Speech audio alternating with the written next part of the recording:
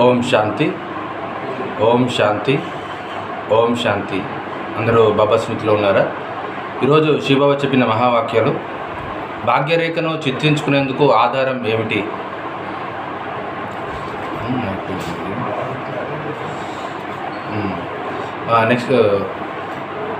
Next ప్రశ్న. ఈరోజు శివబాబా చెప్పిన ఇంపార్టెంట్ పాయింట్స్. సద్భావనలు అంటే ఏమిటి? ఒకటేమో సర్వుల పట్ల కళ్యాణ భావన, రెండవది ఎవరు ఎలా ఉన్నా సదా స్నేహము మరియు సహయోగం ఇచ్చే భావన. ఎవరు ఎలా ఉన్నా స్నేహము సహయోగం ఇచ్చే భావన. మూడవది సదా ధైర్యం ఉత్సాహాలను వృద్ధి చేసే భావన. సదా ధైర్యము మరియు ఉత్సాహాలను వృద్ధి చేసే భావన. నాలుగవది ఎవరు ఎలా ఉన్నా సదా నావారు అనే భావన. సదా ఎవరు ఎలా ఉన్నా అందరూ నావారు అనే భావన. ఐదవది వీటన్నిటికీ పునాది అయిన ఆత్మిక స్వరూప భావన. వీటన్నిటికీ పునాది ఏమిటి? ఆత్మిక స్వరూప భావన అని బాబా చెప్తున్నారు. చాలా బాగా చెప్పారు బాబా. బాబా చెప్తుంటారు జనరల్గా ఒకటేమో సర్వుల పట్ల శుభభావన ఉండడము, కళ్యాణకారి భావన. రెండవది ఎవరు ఎలా ఉన్నా అని సదా స్నేహము మరియు సహయోగం ఇచ్చే భావన. మూడవది సదా ధైర్యము, అందరిలో ధైర్యము ఉత్సాహాలు నింపుతూ ఉండాలి. మనం అందరిలో ధైర్యము ఉత్సాహం నింపుతూ ఉండాలి, అదొక భావన. నాలుగవది సదా నావారు అనే భావన. చూడండి ఎంత బాగుంది మాట. సదా ఎవరు ఎలా ఉన్నా కానీ అందరూ నావారు. బ్రహ్మబాబా ఈ విధంగానే ఉండేవారు, అందరూ నావారు అనే భావించారు, అదొక భావన. మరి ఐదవది అన్నిటికీ పునాది ఏమిటంటే ఆత్మిక స్వరూప భావన. ఈ పునాది అన్నిటికీ ఏంటిది?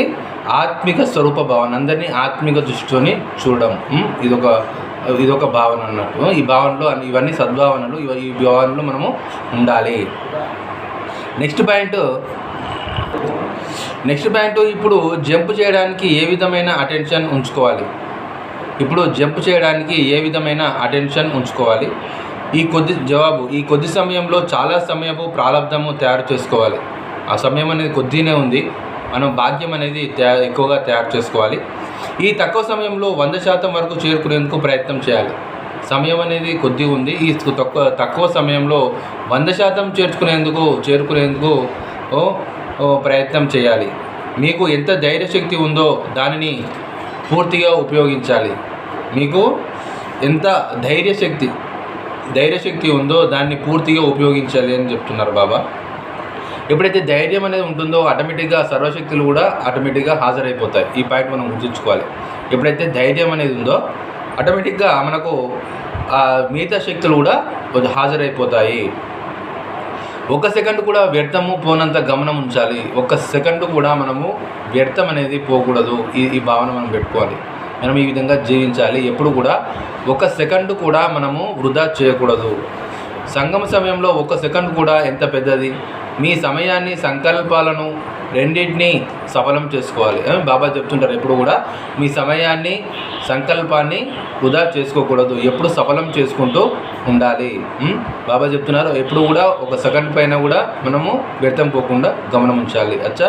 ఓం శాంతి. మధురాతి మధురమైన ఆత్మిక తండ్రికి, ఆత్మిక పిల్లల యొక్క ప్రియస్మృతులు మరియు నమస్తే. ఈరోజు సమానం వచ్చేసి నేను సంకల్పాన్ని, సమయాన్ని సఫలం చేసే ఆత్మను. ఈ సమానాన్ని నేను సంకల్పాన్ని, సమయాన్ని సఫలం చేసే ఆత్మను. ఈ సమానాన్ని 20 సార్లు రాయాలి. రోజంతా ఈ సమానంలో ఉండాలి. అచ్చా. ఓం శాంతి.